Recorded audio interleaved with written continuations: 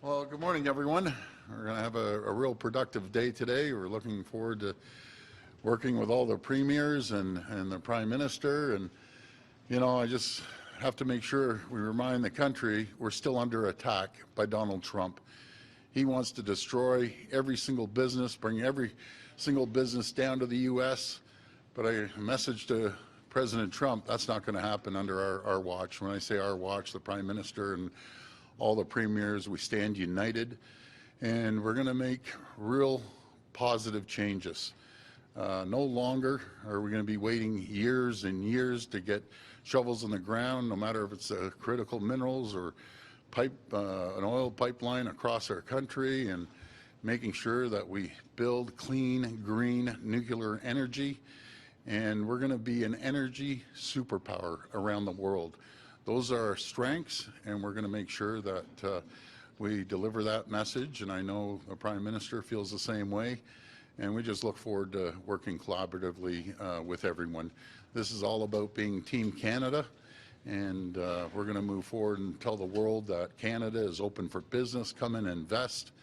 And that's our message to the rest of the world. And we'll have our people traveling all over, getting that message out, all the premiers and the rest of our colleagues here. So I'll be open to taking any questions. Premier, do you think by the end of the day, Team Canada will include a bitumen pipeline to the British Columbia coast through northern BC? Do you think that can be fast-tracked even in the absence of a proponent, given the demands and the political reality in Alberta?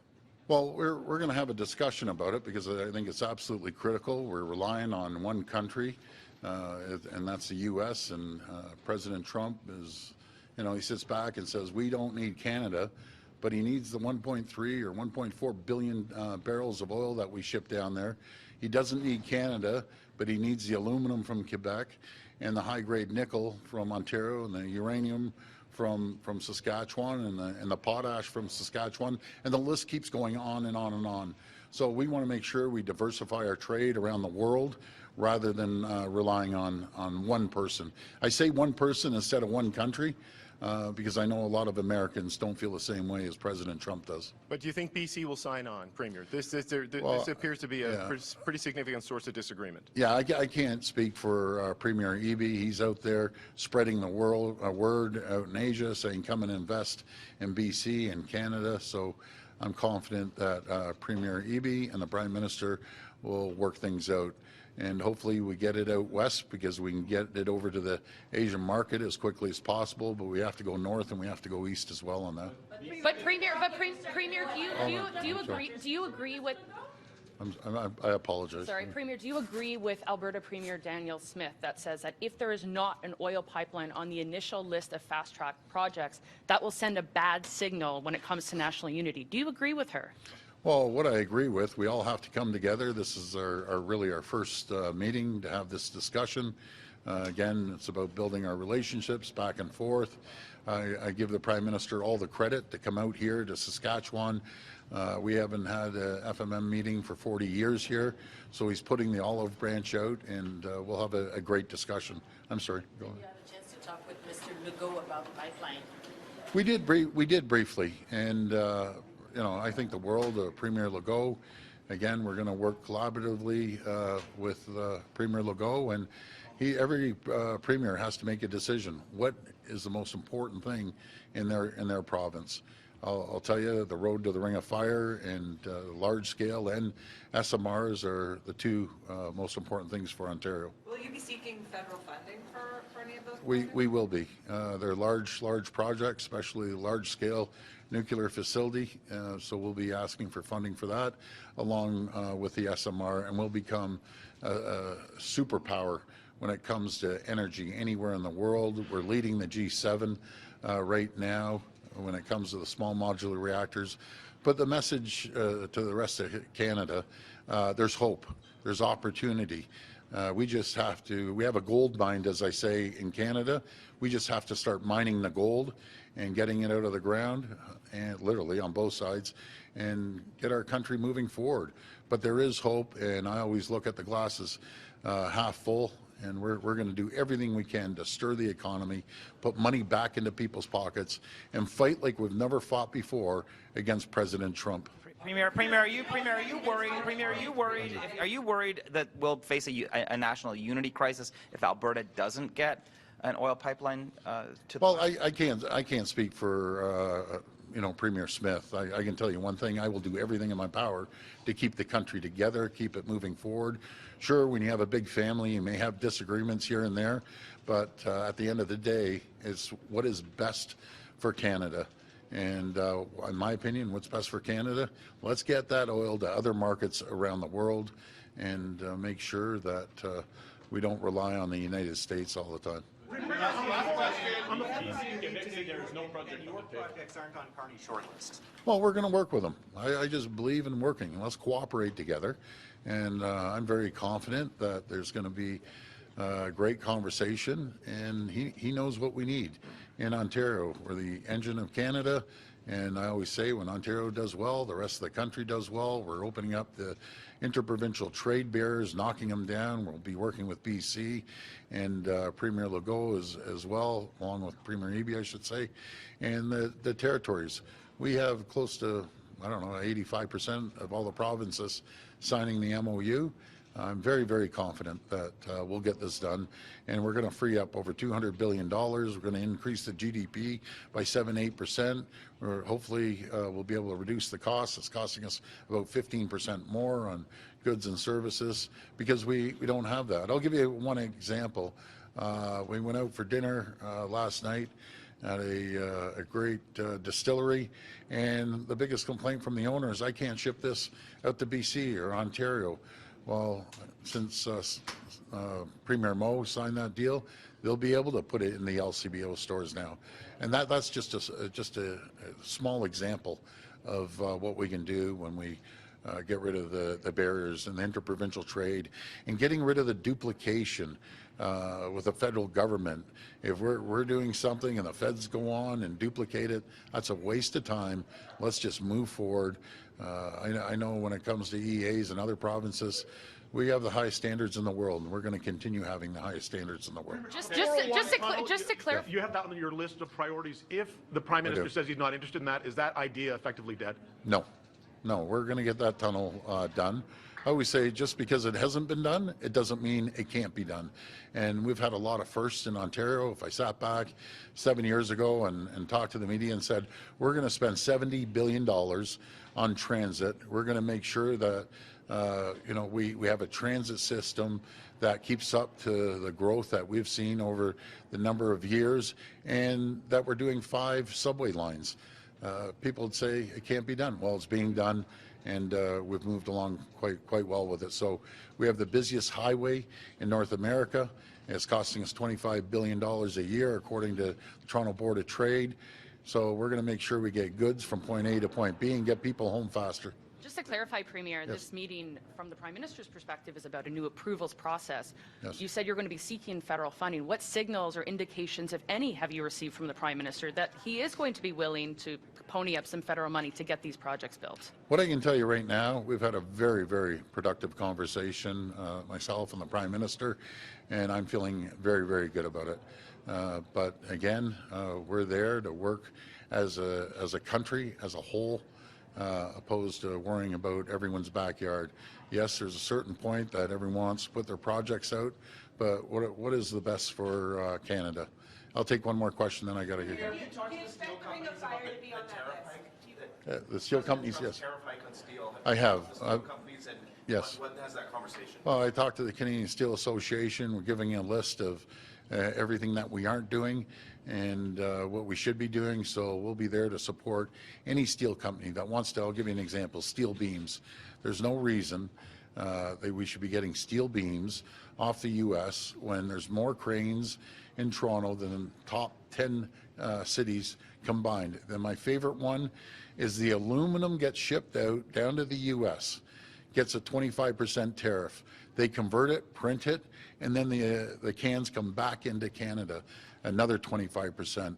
We are bringing a company on board to make aluminum cans here, so the Molsons, the Labatt's, the Coca-Colas, the Pepsis, and every other person that uses this tin can is going to produce it right here in Canada, and it'll be great for the whole country. And the U.S. is going to lose $1 billion worth of business. And we will onshore every single widget we can, that we don't have to be reliant on the U.S. Folks, this goes back to the pandemic days when President Trump, again, everyone remembers, he cut us off on the N95 masks. And we said we will never rely on another country again. And we stood up a whole sector. We're producing N95 masks right now through 3M in Ontario. And we're producing gowns and everything else you need. So we don't have to rely on the U.S. But it's going to be a very productive meeting. To the people of Canada, there's hope. And we're going to be prosperous. We're the greatest country in the world, and we're going to get those critical minerals out of the ground. We're going to get energy flowing across the country and around the world, and we are the best country in the world. So thank you. God bless. Thank you. I trust everyone's rooting for the Oilers. Go team. What's it? Do you think you're going to get the language in the communique today that can help you get product to the Pacific Coast? I hope so. I mean, I think that there seems to be an appetite to talk about getting pipelines built so that we can get oil and gas to market. The problem is, unless we address the 9 terrible policies that have damaged investor confidence, we're not going to get the proponents coming forward with major investments. So I think it's got to be a 2-track process. Let's get the commitment that we are going to build a new pipeline, and then I'll have to work with the Prime Minister to make sure that we can repeal or significantly amend the policies. In the absence of a project to fast track, does that satisfy your demands while you work on the other things? I know you've got the 9 policies. That's going to take more time than I think one meeting in Saskatoon to see movement there. So would language today of a willingness to fast track an energy corridor to northern British Columbia, does that satisfy you? Having an energy corridor to northern British Columbia that includes a bitumen pipeline would be a good first step in the communique. Understanding that we won't get a serious proponent from the private sector unless we address those underlying conditions. It's the reason why the federal government had to step in the first time when there were no proponents willing to take forward Trans Mountain. If we're going to continue building pipelines, we have to change the environment. And I've made that point very clear to the Prime Minister, and I'm looking forward to working with him and his energy minister to see how quickly we can address those underlying factors. West to east pipeline, and what's your message to Quebec? I would say that the most we have a lot of collaboration at our Western Premier's table. You may have seen that our west to east proposal was from the Northwest BC coast, probably Prince Rupert, to Hudson Bay, which is Churchill. And I think if we can do that and get icebreakers, then we would be able to bring ships up and over and be able to feed those East Coast refineries and also be able to get onto Europe. I'm interested in working with partners who want to work with me. And I think what I've heard, and you heard from the Premier before me, that he's quite interested in seeing Churchill work. You don't see a pipeline project going through Quebec, so you abandon that? I'd like them all. I'd like them all, but I've got to work with where I think we're going to have the most success. And where I think we'll have the most success right now is working on a corridor between Hudson Bay and Port of Prince Rupert. And I hope that we can get some common ground on that. Premier White, Alberta right now. Because here in Saskatchewan, we know that they're mostly man-made. Yeah. Do you think that it's worth bringing up at a federal level, maybe with Parks Canada, having an agreement to hopefully curb some of these preventable wildfires? Yeah, we found last year that we had 67% of fires were human caused. We did a major campaign, an awareness campaign. We were able to reduce that to 57%. And so I think that those awareness campaigns are important. So I would hope that the federal government would maybe assist in getting other provinces to do the same. Maybe other provinces can look at what we are doing. But the wind has dramatically changed our situation in Alberta. We were able to provide resources to other communities. We've had to call them home. We went from having about 9,000 hectares burned last week to over 400,000 now. We've got nearly 5,000 people evacuated. We are about to restart our Emergency Management Committee of Cabinet because this is an indicator with so many communities facing evacuation that we've got to be able to respond in a way that is going to be rapid. So we're facing very similar conditions now to Manitoba and Saskatchewan once again for the 3rd year in a row. Why tie the issue of getting a commitment for an oil pipeline to national unity? Well, you have to understand just how damaged Alberta is by the fact that we didn't get pipelines built. If we had built Northern Gateway, if we'd built Keystone and we'd built Energy East, we'd have 2.5 million barrels more per day of production. which is $55 billion a year worth of GDP value, which is worth $17 billion to my government alone, and about an equal amount to the federal government. So this is not just an ideological argument. It's not just a minor disagreement. Oil is by far the most valuable export for Canada. Any of the projects that you will see on the ultimate list, I will tell you that a bitumen pipeline will be by far the greatest benefit to all of Canada. That's why we're going to continue to push for it, because it's a good project. It's good for our country. There's $9 trillion worth of value in discoverable and achievable reserves right now. And so why would you leave that in the ground? No other country in the world would, and we shouldn't either. That's all the time we have for questions, Okay. guys. You have to Thanks. get on to the meeting. Bonjour. Avez-vous des questions? Vous voulez que je vous parle? L'économie du Québec a besoin d'un pipeline ou aura besoin d'un pipeline si un projet se dévoile? Ben, écoutez, c'est un des sujets qui va être discuté. Il y a différents tracés qui sont discutés. Puis comme je l'ai dit depuis le début, s'il y a un pipeline qui doit traverser le territoire du Québec, on va l'analyser, on va regarder les retombées, on va regarder les impacts sur l'environnement, mais ça devra être approuvé d'abord par le gouvernement du Québec si ça passe sur le territoire du Québec. D'accord sur le principe. Vous êtes d'accord sur le principe, M. Legault? Vous allez parler de minéraux stratégiques. Quelle est l'importance du développement des mines au Québec alors que le premier ministre Carney dit qu'il veut augmenter les investissements dans la défense au pays? Bien, on a la chance au Québec d'avoir une vingtaine de minéraux critiques et il y a des très beaux projets dans le nickel, dans le graphite, dans le lithium. On a dans ce qu'on appelle des terres rares. Donc, beaucoup de projets qui sont intéressants. Puis, ben, c'est ça, on va discuter évidemment d'électricité, de lignes de transport d'électricité. C'est que le fédéral investisse pour ouvrir des Ben, mines, écoutez, votre demande est pour faire en sorte de sortir le minerai pour pouvoir le transformer. Oui, bien, on attend d'abord d'avoir les propositions de Mark Carney. C'est Mark qui nous a invités ici. Il nous a demandé d'arriver avec des projets. Donc, on arrive avec beaucoup de projets. Il y en a en électricité, il y en a en minéraux critiques. Maintenant, quelle sera la contribution du gouvernement fédéral? Bien, on va apprendre ça aujourd'hui. Dans les minéraux critiques, est-ce qu'il y a un nouveau projet dans les minéraux critiques? Oh, il y en a plusieurs, il y en a une dizaine. Un particulier que vous voulez mettre sur la table aujourd'hui? Bon, écoutez, on va discuter. C'est parce qu'il y a aussi une opportunité de remplacer les Chinois pour approvisionner éventuellement les Américains. Donc, c'est une belle opportunité pour le Canada, dans cette bataille avec M. Trump, d'avoir quelque chose à offrir. Donc, beaucoup de discussions. Évidemment, on va se parler de sécurité, de défense. On a des belles entreprises au Québec comme Bombardier qui peuvent faire des avions de surveillance. On a des belles compagnies comme Davy qui peuvent fabriquer des navires.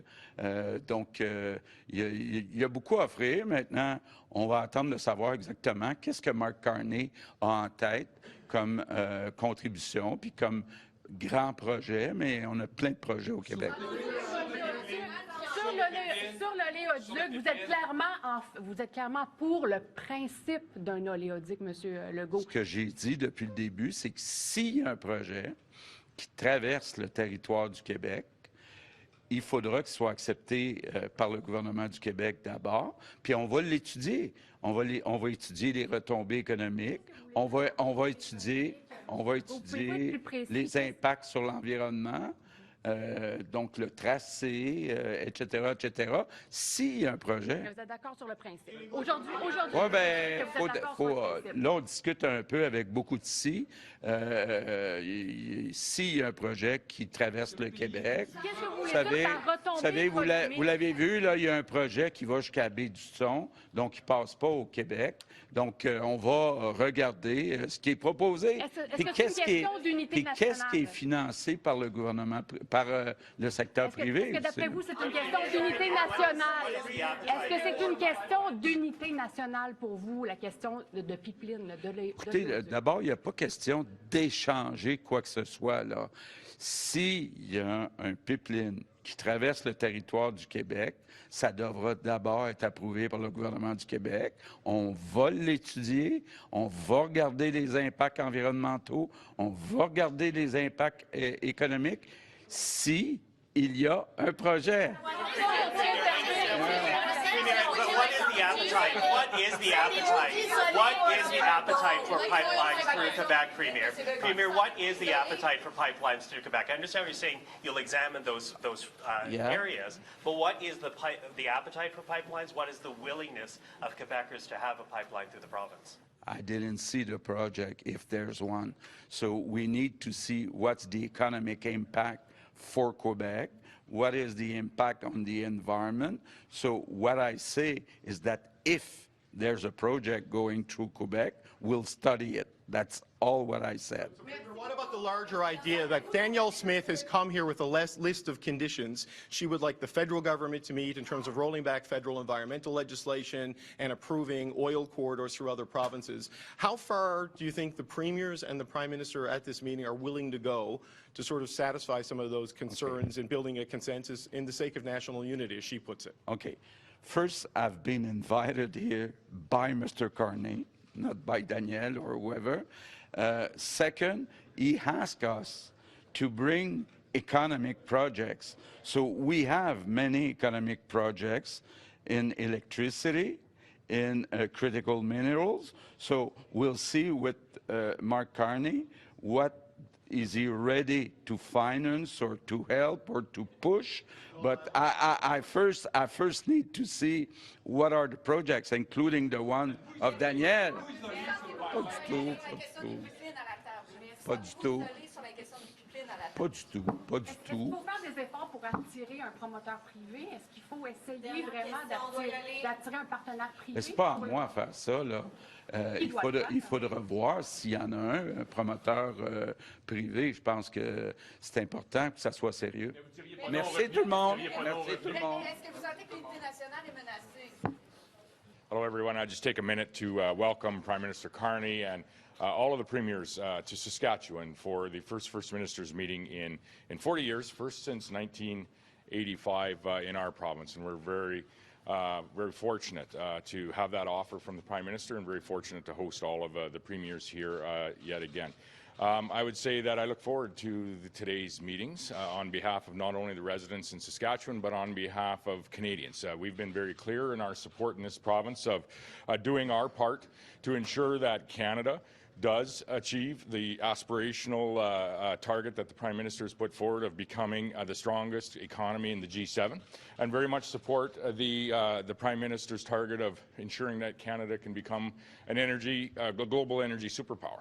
And that means all forms of energy do need to not only have a regulatory environment where they can be produced, but all forms of energy then also would have access to the world. And I think you'll see premiers working collaboratively on achieving just that. We've been very clear as well, we need to see some regulatory shift in order for that to happen over the long term. In the short term, we look forward to prioritizing a number of projects from coast to coast to coast to ensure that we can start that work as Canadians to become that global energy superpower and to increase the opportunities that we have economically to ensure that we are strong and stable and independent nation for decades into the future. In the longer term, that regulatory environment will have to change. I think that's evident by the fact that we are looking as Canadians to enact legislation that would actually circumvent the current environment that we have, and we most certainly look forward to that work as well.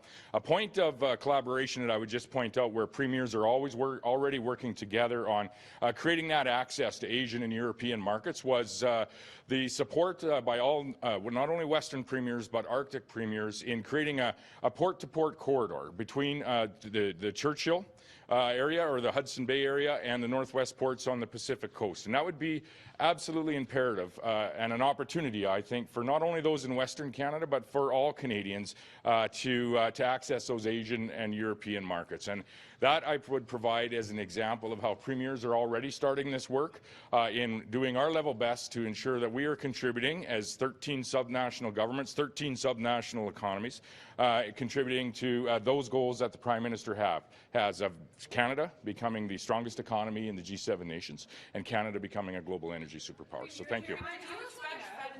expect the federal government to come forward with funding and money for whichever projects they choose to Well, I think there's two conversations to have. One is around the regulatory environment that is there for private investment to happen. For example, we have 3 uranium mines in Saskatchewan that are working their way through the regulatory process. One of them actually has all provincial approvals and has for 2 years, and it's just recently received all of the federal approvals as well. And so we'd like to see that project move forward as early as this spring to start with their likely in excess of $1 billion of construction, thereby enhancing the economy in the very, very immediate term and ensuring a strong economy for years into the future by providing that low carbon energy source for other Canadians and for other markets around the world. So the first piece is the regulatory piece to attract that private investment. The second piece is often less about regulation, but sometimes regulation is involved, but is in public infrastructure. And I think that is almost a separate conversation with respect to how we are going to join as a provincial government with the federal government and oftentimes municipalities on publicly funded infrastructure that is going to provide the services that, at the end of the day, Canadians expect their governments to work together on. So there's two conversations there. But that's a yes, right? For some of these nation-building projects that the federal government's going to choose today, you're going to expect or need federal money and funding support for that. Yeah, our focus is actually today is on the private investment that we can attract. If we are truly going to achieve the target of being a global energy superpower and increase our economy to a level where it's the strongest in the G7 nations, that's going to take private investment. We aren't going to do that with public investment only. However, there will be public investment that is necessary in order to support Canadians and support our communities that we live in and support, yes, the private investment that is arriving. And so 2 separate conversations. The first has to be fast-tracking a number of projects, as well as having a longer look at how do we correct the regulatory process that we have to provide certainty for investment in all of the industries that are creating wealth and jobs for not only Saskatchewan people, but for Canadians across the country. But Premier, there's a collision here between the industrial agenda and a climate agenda as well, right? A lot of Canadians voted for the environmental and emissions policies of the Liberal government, and you and Premier Smith and others have suggested a lot of these things need to be scrapped to allow for the industrial agenda to move ahead. So how do you reconcile those things while we're here in a province under a state of emergency because of wildfires, which climate change now played a role in? With an understanding that by developing Canadian products, and I will speak to Saskatchewan products, but by developing Canadian products, we actually are doing right not only by our Canadian economy and by Canadians in creating jobs in our communities, but we certainly are doing right by the environment as well, in particular when it comes to from a climate change perspective. In Saskatchewan, whether it be agri-food products, whether it be the oil and gas we produce or the potash we produce or the uranium, they're the cleanest products that you can find on Earth. Our ag products are some 65% lower in their carbon emissions on a net per ton basis than the next 7 largest producers around the world. When you get the pulses, it's much larger than that. Our potash produced in this province has half the carbon content on a per ton basis than the next largest producers, which are Russia and Belarus. And I would say there's maybe some ethical concerns with purchasing products from those countries as well. We all know what uranium is used for, as it is refined in Ontario and provided to Canadians and all other markets around the world as well. And when it comes to oil and gas, I said this yesterday, out on the western side in the heavy oil play between North Battleford and Lloydminster, companies like Cenovus and Strathcona are literally making billions of dollars in investments, not just in production gains, but in environmental gains in carbon, lowering the carbon content per barrel of oil they're producing.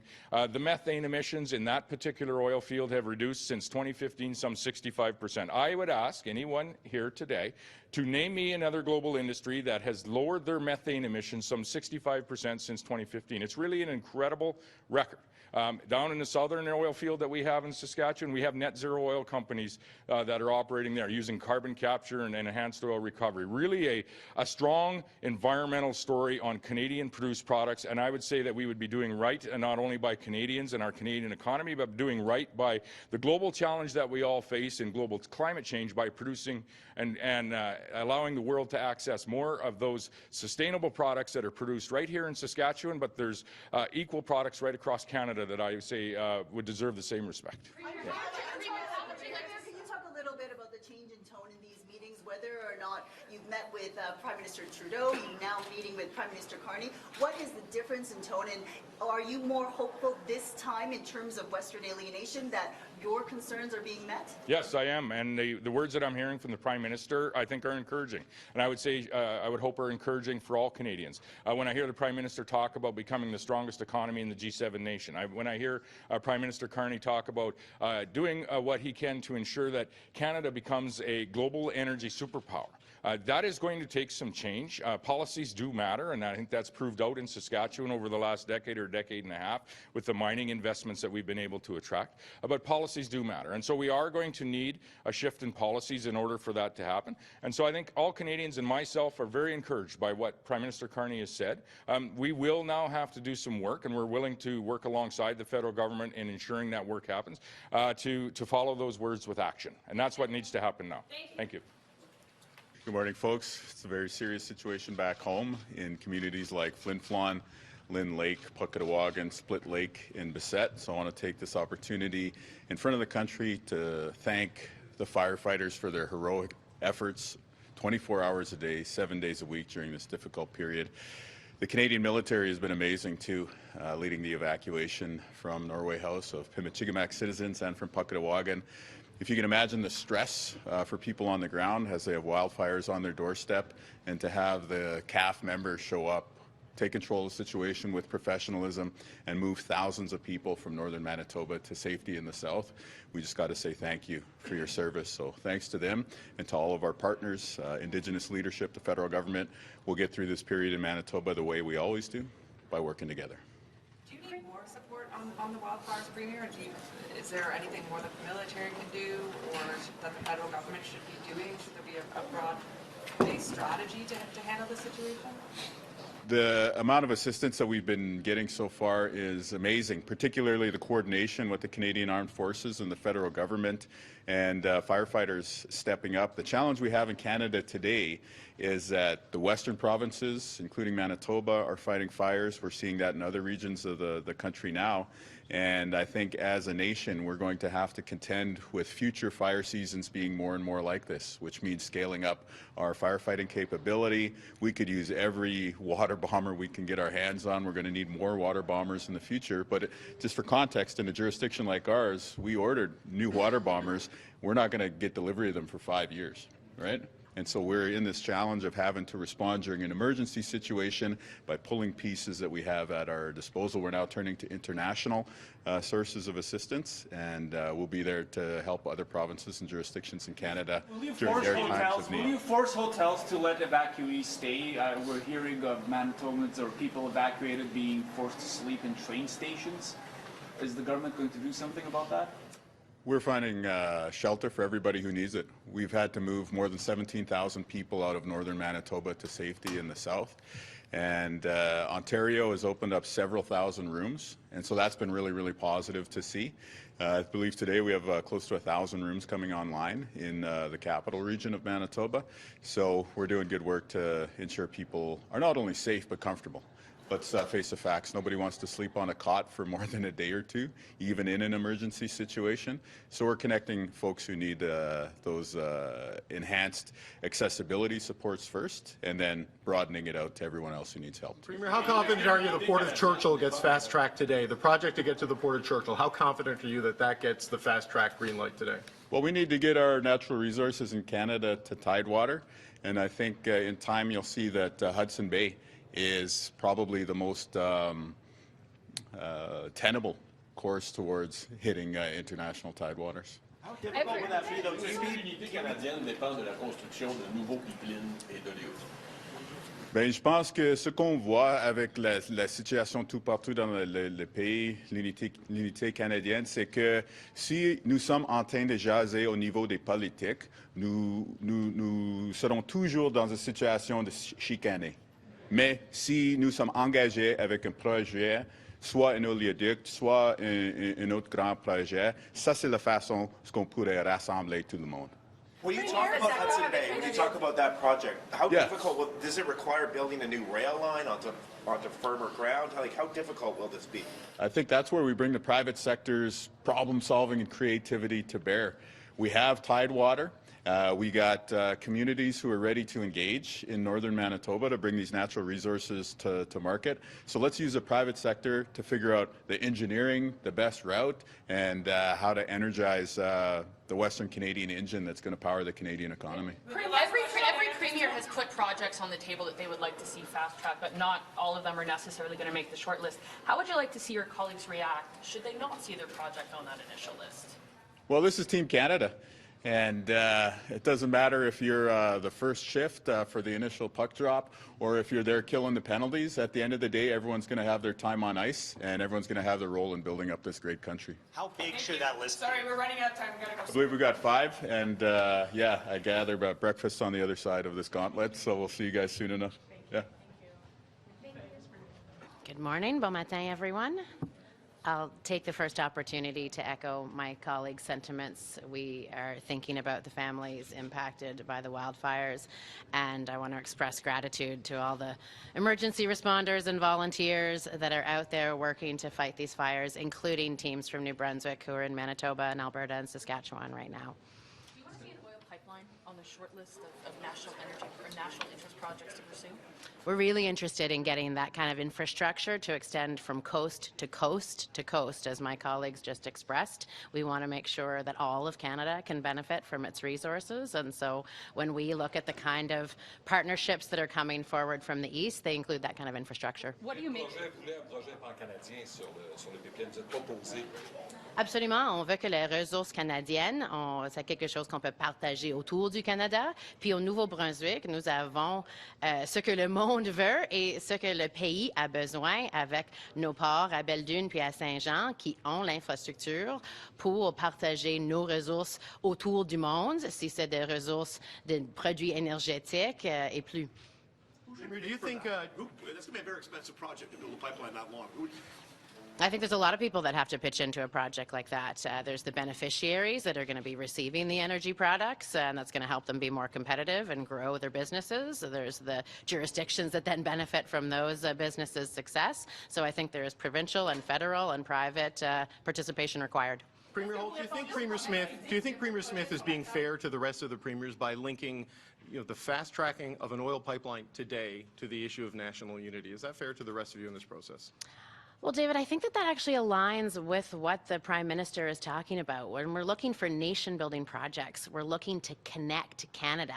And out in the east and in New Brunswick, we know a lot about this because we're looking to connect our electricity infrastructure to build the connections that we need, not only to Nova Scotia and Pillai and Quebec and the U.S., so that the kind of energy that we're developing can reach the rest of the country, and so that we can also have the kind of infrastructure that brings some of the rest of the country's strengths into our jurisdiction. So I think that that's exactly what the Prime Minister is talking about, nation-building projects to make us an energy superpower, build the kind of trade infrastructure that lets Canada really thrive. What do you make of national unity being on the table? Et à la Colombie-Britannique, ils disent qu'il n'y a pas de projet sur la Terre. Dis-moi ça encore? Pipeline, ils disent qu'il n'y a pas de pipeline, de gazoduc, d'oléoduc sur la Terre. Tant le Québec que la Colombie-Britannique disent amenez-nous des projets, on va l'analyser. Ben, je pense... Ça passe par chez vous, mais ça doit passer par le Québec, ça doit passer par la Colombie-Britannique pour sortir du Canada. Oui, mais je pense qu'il y a des projets pour le corridor d'infrastructure de l'ouest à Manitoba, de nous autres au Québec. Et alors, ça, c'est qu'est-ce qu'on va parler aujourd'hui et comment est-ce qu'on peut connecter le pays? C'est quoi l'infrastructure qu'on a besoin? C'est qui va payer pour cette infrastructure-là? Alors, ça va être une conversation vraiment intéressante pour déterminer comment est-ce qu'on peut bien connecter le pays et considérer nos ressources d'une façon nationale. Je pense que c'est important pour la conversation au niveau des minéraux critiques, qu'on considère comment est-ce qu'on va utiliser nos minéraux critiques comme un outil pour avancer notre position dans le monde, parce que c'est quelque chose de vraiment compétitif au moment. Puis on a des ressources au Nouveau-Brunswick, des minéraux, il y a des ressources en Québec, en plusieurs autres provinces qu'on n'a jamais considérées comme un outil national. Je pense que ces conversations vont commencer aujourd'hui aussi. Il manque le secteur privé. Je pense que le secteur privé regarde avec beaucoup d'intérêt qu'est-ce qui se passe parce que les conditions changent à chaque moment, certainement avec les États-Unis, le marché pour les produits énergétiques, ou qu'est-ce que la province veut faire, qu'est-ce que le gouvernement fédéral veut faire, comment est-ce que le programme de recevoir des je m'excuse, de permis, si ça va tout aligner, peut-être les conditions changent pour que c'est plus facile de faire avec un profit. What do you make of national unity even being put on the table as an issue for this meeting? Well, I think that Canada is its strongest when all of the provinces are together, and I am pleased that Danielle Smith has expressed that she is not for separation. I'd like to hear that loud and clear every day, because this table of First Ministers is working today to strengthen Canada as a nation, and that's what we're doing from New Brunswick's position. I'm here to promote the fact that New Brunswick has everything Canada needs in terms of housing and defence and critical minerals and energy infrastructure and trade infrastructure to help Canada prosper, and we are absolutely at our strongest when we are united coast to coast to coast. Thank you very much. If she doesn't get what she wants, it could be bad. Good morning. Any questions? What's on your list? Well, as you can imagine, Prince Edward Island, a very small province. I think anything we advance is probably not going to rise to the level of a national interest project, but we've been discussing a regional project with the other Atlantic provinces around energy security. Big factor for us. Prince Edward Island led all provinces in the country in economic growth in 2024.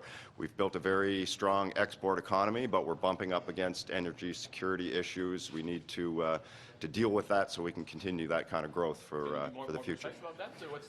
Well, Prince Edward Island, obviously, we rely on energy from the mainland through undersea cables. There's a couple of those that need to be replaced. We're actually a pioneer in green energy. Prince Edward Island has been installing windmills for decades now. We're punching way above our weight in rooftop solar. We produce a lot of green energy, but when the sun doesn't shine, the wind doesn't blow, in wintertime, we've got a lot of heat pumps, and electrification has been proceeding very quickly in Prince Edward Island. So there's a balance there that needs to be dealt with for us. I know that Nova Scotia has got big plans for green energy, so we need to build a reliable transmission grid. We need to connect to the rest of the country so that we can export our energy to the rest of the country. So we're looking at a regional approach to deal with that, and that's what we'll bring forward today. Looking at the wind power coming onshore through cables, and we know there's the big hydro play between Newfoundland and Labrador and Quebec.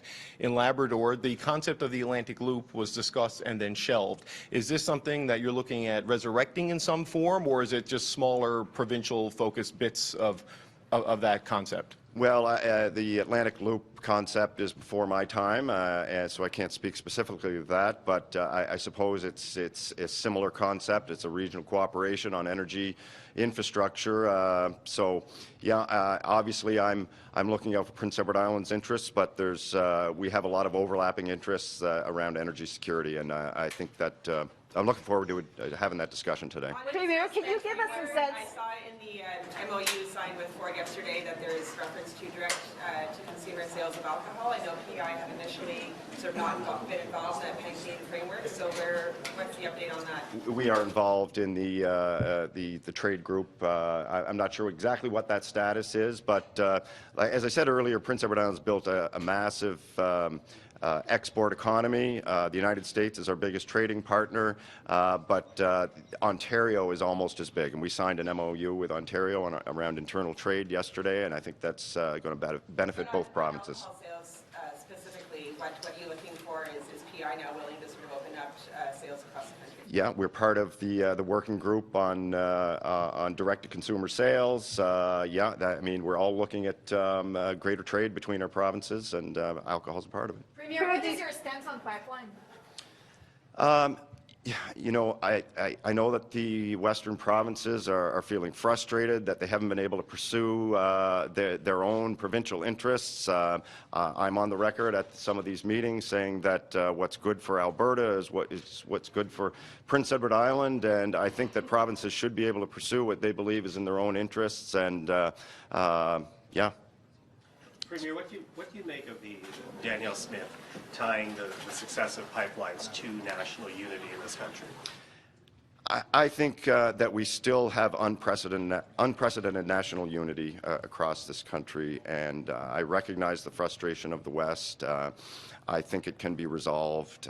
That's why we're here today as a group, to resolve our differences, move forward, build a strong economy, True North, strong and free. Thanks very much. Thanks, Premier. Good morning, everyone. first, just like to pass on our thoughts and prayers to everybody that is across the West that's dealing with fires. We know from being in the North how much pressure, anxiety, what that means to have to evacuate your community, the turmoil that you go through, the pressure on all of those communities, first responders, also the pressure on the leaders. I just want to say that I think folks are stepping up to the occasion, and I know from us, we're trying to make sure that whatever resources we have are being deployed here into the West the same way they've always stepped up for us. Look, today's an incredibly important day because we have a platform that's been launched by this government, federal government. We've had an opportunity to listen to a throne speech, and now today for us, when it comes to the North, Arctic security and sovereignty, this is where the rubber hits the road. And we're waiting to see if all of those policy positions are actually going to translate into real action, real investment. And I think all of you as Canadians should be watching this incredibly close to find out. We know the rest of the world is watching the Arctic in the North, and is this government ready to make the commitments again and make these things a reality? The second thing I'll touch on is the major national building projects. We love what's being said as Northern premiers because we've been saying this for about a half a decade, nation building projects. And now we have the Prime Minister and all of our colleagues using that same terminology. That's what investment in infrastructure into the Arctic and the North really means. So with that, we'll be watching closely, and we're also going to have to take a look at what's the model that's going to be used by the Prime Minister and his colleagues, because we want to see Confederation completed, and we need to see investment, or we need to see the financial tools that are available to the federal government being used to build these nation-building projects. When you look at our population base, when you look at our the ability to build these projects out, which are required and needed if we're going to have sovereignty in the North, we're going to need to see the federal government come in a very innovative way when it comes to the financial tools that they have available to them. With that, I'll pass it over to PJ. Ja, udlakon khoyanna megalo tavani twenya unnagata taanna udlorjuar me atoqattaila kanata me takua pimmarjuan tautuariausimayo qanu sangisauti pigunnankalwa mangaattigun amma tautuariavun pijjutigillutigun uqauseriniaqattigun so neriugittiarniarpavu takua katimajjutiginiartavun. Good morning, everyone. It's an honor to be here. I feel very optimistic. I, too, would like to send my thoughts and prayers to those individuals and families that are impacted with the wildfires. That's really top of mind. But today, I'm very optimistic to be here. As Ranj had mentioned, that nation building from coast to coast hasn't been completed, and I think with the opportunity around what we could do to build Canada a lot stronger to really focus in the Arctic is something we're very excited about. We've really brought forward innovative, through strategic partnerships with Indigenous groups, projects that really align well with the national interests. So we're very excited to be able to have these very meaningful conversations with our colleagues, with the Prime Minister directly to see what we could do to expedite and what we could do to really play a key role in the country to become the economic powerhouse that we are and that we can be, and that we have an opportunity for us to really help diversify our economy and open up markets, whether it's to Asia or to Europe. And in Nunavut's case, we're very excited to really see projects like the Arctic Security Corridor, which is Grays Bay Road and Port, that would bring infrastructure right to the Northwest Passage. As we start talking about Arctic security and what we do and what we need to do to assert our sovereignty, you need to invest in our communities and investing in large-scale infrastructure so that you create healthy communities up there. So very excited for today. And I'll pass it over to RJ. Thanks, everyone. It's an honor to be here in Western Canada for the First Ministers meeting. And like my colleagues, I want to send my thoughts out to everyone impacted by the wildfires, not just those who were, homes are threatened or those who have evacuated, but those who are supporting the evacuees as well. I know that I was evacuated a number of times, and the hospitality shown by jurisdictions across Canada, we can't thank you all enough. So my thoughts and thanks go out to everyone impacted by that. My colleagues, I think, have said it all. This is a consequential day. We're all looking forward to hearing from the Prime Minister about the criteria for these projects that they want to bring forward. Of course, in the North, We've had a lack of investment over the past number of decades, so we have the number of projects that we want to move forward that we've been trying to move forward, since the 60s in some cases. So there's a lot of hope for today, and I'm excited to hear about the details and move forward. Thank you. So, Premiers, everybody is coming here filled with hope and optimism and a unity of purpose, but at the end of this day, there's going to be some projects that get picked and some projects that don't. Do you think the unity can survive the process that leads to eventually winners and losers, at least in the early stages, or does that create the possibility of some friction to start developing at the First Minister's table? So I'll start. I think that not everyone is going to get everything they want, but there's opportunity. There's a lot to do in Canada. A lot of these projects, they might not start on day one. Maybe they're going to start down the road. So I think this is the start of a conversation, but if there's a project of national significance, that's good for all of us. And so I'm going to support all of my colleagues who see their projects advanced, and I hope to see some of ours advanced as well. Premiers, do you see pipelines as part of national unity, as a nation-building project? You guys are all leaving that one over. Look, the conversation has been at our table. Of course, Premier Simpson did a great job hosting Western Premiers. So we've come into this discussion after having a Northern Premiers conversation a few weeks ago, and then sitting down with all the premiers from the North as well, from Manitoba to BC. The general feeling at the table was making sure that we're supporting the provinces that want to see their resources get to Tidewater. And it seemed as though everybody wanted to focus on supporting each other. Of course, every specific province and territory will have different resources. We all have resources that we want to get to market. Everybody knows that it's incredibly important at this particular time with what's happening with our this tariff battle. So do I think it's important? Yeah, I do think it's important. But I think there's been a solution put on the table, which is looking at the opportunity for an economic corridor that can be built from British Columbia right through to Manitoba. So I think there's a series of options on the table that might make things a bit more easier to come to a conclusion on. And Premier, since you won't be running again, Sorry. The business leader asked to be here, but Mr. Carney didn't invite them to this meeting. Do you think they should have been invited? Look, a new part of the conversation, what I can say is we have consistently at our table listened to the voices of Indigenous leaders. And I know that in our work across the North, all three of us always are focused on reconciliation. We think that's incredibly important. So I think whenever you can have leaders from across the country at the table with you, giving you advice, understanding their perspective and point of view, I think it's incredibly important. Is that a misstep? If I could just add, yeah, sorry, I'd love to add to that. I think it's so important to realize that a lot of these nation-building projects that we're talking about right now are being led by Indigenous groups. In the case of Nunavut, the 4 projects that we've brought forward are actually being led by Inuit. So they are coming here to the table through the solutions that they've pushed forward. And I feel very honored to be able to advance and push and support these major projects that Inuit want to see, whether it's the Grays Bay or the Akeeagok Hydro Fiber Link, which I know we've signed a cooperation agreement with Manitoba to really start exploring what we could do to bring transmission lines so we could get off diesel, whether it's the deep sea port in Qikqtarjuaq to bring markets into the blue economy, out in the eastern part of the territory, or the Iqaluit Hydro Project.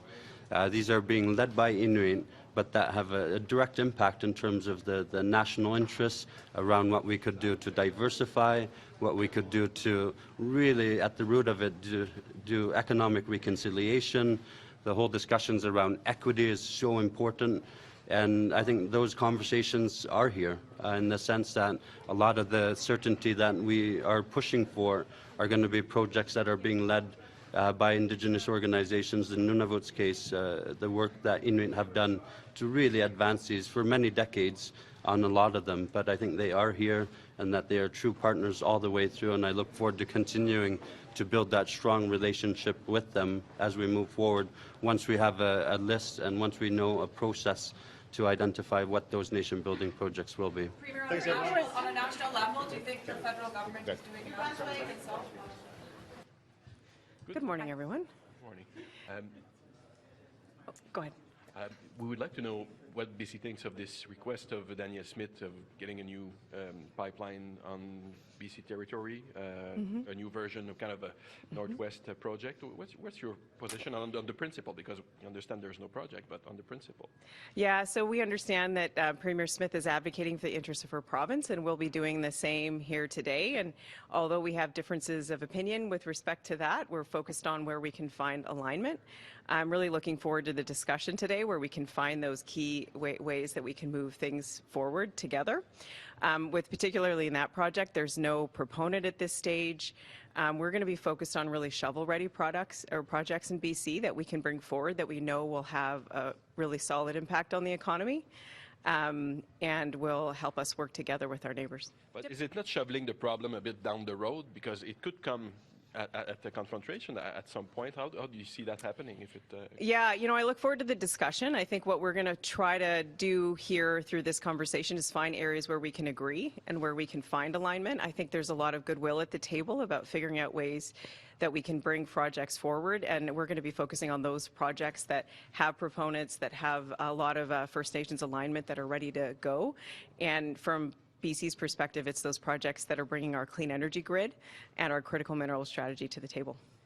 Deputy Premier, you say you don't want to focus on this, but Danielle Smith does. It's in that 5-page letter she wrote to the Prime Minister. So I just want to be crystal clear. Is BC's answer no, you're not on board with this? Well, our answer at this point is we want to focus on shovel-ready thing. There's no proponent at this time. There's no project that is really there to look at. So at this stage, I think what BC's position is, let's focus on those projects that are ready, that we can focus on, that we know are with strong investment and alignment. We can bring very quick action. We're all facing the same threat of the tariffs and Trump, and we appreciate Prime Minister Carney's vision of one economy and one Canada, and that means that we have to find ways to work together, even though there are differences of opinion. She is attaching national unity to this project. She's saying if there isn't an oil pipeline, it will send the wrong message to Albertans about national unity. What is BC's stance on that? We are Team Canada all the way as BC. We are here at the table to make sure we can find alignment all the way and find those projects that we know will unlock economic activity, bring people together, and do the things that I think we all want to do at this time. Would accept that national unity could be at stake based on the choices made today? You know, I think it's unfortunate that national unity is even on the table. I think what we need right now is for all of us to work together, and that's certainly what we'll be bringing to the table from BC's perspective, is that we need a One Canada approach. What do you make of Alberta's pitch and the call from other critics that you need to repeal the oil tanker ban off of BC's northern coast? What's BC's stance on that? You know what? The oil tanker ban is a federal decision, but we know that it's really important to a lot of people in that particular area of the province. We're going to be focused on those projects in this discussion right now that we think are shovel-ready, that are closer to making happen. And I think that focus will help us make sure that our decisions today are about building an economy that we can all be proud of. Do you think the federal government, the point Alberta is making, though, is that there should be a commitment to an oil pipeline, even though there might not be a proponent, in order to attract a proponent. Do you think that the federal government should be trying to attract a proponent to build an oil pipeline from Alberta to BC? Well, you know what? I think that conversation is something that we'll have when we get to that. At this stage, you know, there is a pipeline that's operating through BC in the TMX, and I understand there's discussions about capacity and increasing capacity of that. The projects that we're going to be bringing forward are about clean energy and critical minerals in our province and economic corridors. I look forward to the discussion today. I think we're open to sitting at the table as a Team Canada approach and seeing where we go. But, you know, Deputy Premier, there's going to be a communique of some sort at the end of this process, right? Drafts of it are circulating around amongst the provinces, and in that is a mention of specific projects. Will British Columbia support and sign on to a communique that does suggest fast-track status for an energy corridor that goes either Kitimat or Prince Rupert? Yeah, we had a good conversation at the Western Premiers Conference where there was a high-level agreement for economic corridors and the potential that would unlock. From BC's perspective, we have ports, we have a request for better electrical transmission, rail lines, those kind of corridors that we think the national unity that comes from trade corridors and economic corridors through the country is something that we would certainly support. Okay, so but you would be okay with fast tracking what could potentially be a bitumen pipeline to Prince Rupert or to Kitimat? Well, you know what? At this stage, and you've heard the Premier say this, we have a difference of opinion about whether or not a bitumen pipeline should go in particularly the northern part of the province. We're open to a discussion today at the table about what kind of an economic corridor is needed and how we could approach that discussion, but that's our stance at this point. Can I ask about fires just before you go? Will the premiers and yourself be discussing a wildfire strategy or a national strategy to combat wildfires and what we're seeing right now across the country? I understand that because of the devastating circumstances that a lot of Western premiers are facing, that'll be a topic of discussion off the top. And do you have a stance on how to better combat that or share resources? Well, we in BC have sent our firefighters to Ontario and Manitoba to support different firefighting. We've always taken the approach of working together at this time. We have a really proud wildfire force in BC, and I'm looking forward to the conversation of how we can help. Thanks, everyone. Okay. Thank you. Thank you.